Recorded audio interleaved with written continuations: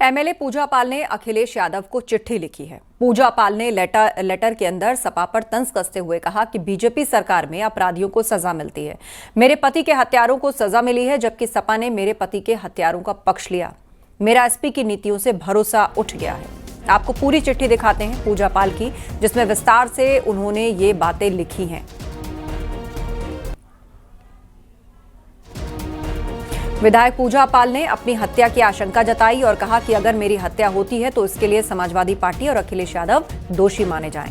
दरअसल पूजा पाल ने अपनी चिट्ठी में क्या लिखा है वो आपको बताते हैं। एक बेकसूर विधवा, अनाथ, अति पिछड़े की बेटी पूजा पाल को समाजवादी पार्टी के लोग किस किस तरह गंदी गंदी गालियां सोशल मीडिया पर देते हैं, यहां तक कि जान से मारने की धमकियां दी जाती हैं। लेकिन मैंने अपना लक्ष्य प्राप्त कर लिया। मेरे पति के हत्यारों को सजा मिल गई।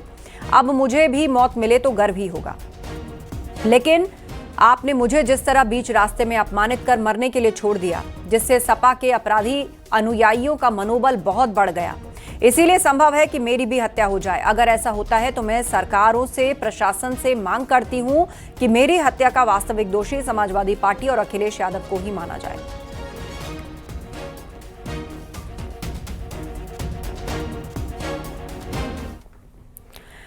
अक्सर अपने बयानों से चर्चा में रहने वाले बीजेपी नेता संगीत सोम के नए बयान पर सियासी घमासान मच गया। संगीत सोम का कहना है कि पश्चिमी यूपी के कई जिले पूरी तरह पाकिस्तान बन चुके हैं। संगीत के बयान पर कांग्रेस और एसपी ने जहां निशाना साधा, तो वहीं मौलाना बरेलवी का कहना है कि बच्चे अल्लाह की देन हैं। हिंदुओं को किसने ज्यादा बच्चे पैदा करने से रोका है?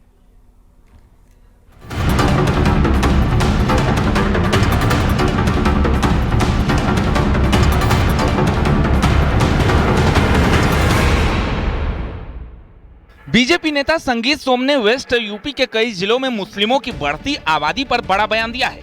संगीत सोम ने कहा कि कई जिले मिनी पाकिस्तान नहीं, फुल पाकिस्तान बन चुके हैं। लगातार यहां मुस्लिम आबादी बढ़ रही है। पश्चिम उत्तर प्रदेश में हमेशा से कहता हूं, ये पाकिस्तान बन चुका है भाई। एक एक जिले में 40-40%, 45-45%, 50%, 55% एक वर्ग के लोग हो गए हैं। जबकि देश का जब बंटवारा हुआ था तो आपको भी पता है कि देश का बंटवारा धार्मिक आधार पर हुआ था कि एक वर्ग के लोग पाकिस्तान में रहेंगे और दूसरे वर्ग के लोग भारत में रहेंगे। तो क्या करें यहाँ के लोग? मुझे तो लगता है कि जिस तरीके से बंटवारा हुआ था वही रहना चाहिए और देश के मुसलमानों को उधर रहना चाहिए और हिंदुओं को इधर रहना चाहिए। बीजेपी नेता संगीत सोम के बयान पर मुस्लिम धर्मगुरु मौलाना शहाबुद्दीन रजवी ने पलटवार किया है। उन्होंने कहा कि मुसलमानों की बढ़ती आबादी अल्लाह की देन है। हिंदुओं को ज्यादा बच्चे पैदा करने से किसने रोका है? आबादी ये अल्लाह की बहुत बड़ी नेमत है और इस नेमत से जो महरूम होता है उसके दिल से उसका कर्ब, उसका दुख, उसका दर्द समझिए।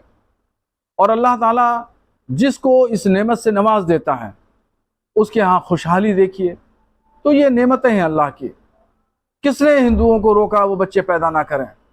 किसने संगीत सोम को मना किया कि वो एक से मुतादिद शादियां ना करें? वहीं कांग्रेस सांसद इमरान मसूद का कहना है कि देश मोहब्बत से चलेगा, हिंदू मुसलमान से नहीं। तो से मुझे मतलब नहीं। और संगीत भाई क्या बोलते हैं, उनका अपना एजेंडा है, बोलते रहे, उन्हें उससे क्या फर्क पड़ रहा है? मुझे उनसे नहीं फर्क। नहीं, हिंदू मुसलमान की नफरत से देश नहीं चलेगा, देश मोहब्बत से चलेगा। उनके बोलने से कुछ नहीं होता है। ऐसे बोलने से क्या हो रहा है उनके? संगीत सोम के बयान पर एसपी विधायक का कहना है कि इनको कोई काम नहीं है, खाली है। योगी सरकार इनको पूछ नहीं रही है। मुसलमान किसी से दबने वाला नहीं है, किसी के रहमो करम पे नहीं है। और मुसलमान हिंदुस्तान में सबसे ज्यादा है।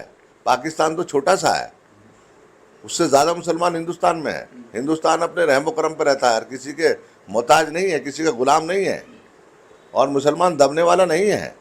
संगीत सोम के बयान पर पश्चिमी यूपी के कई जिलों में मुस्लिमों की बढ़ती आबादी वाले बयान पर सियासी तापमान बढ़ गया है। मौलाना और एसपी कांग्रेस ने भी इस पर सवाल उठा दिए हैं। Bureau report, news 18।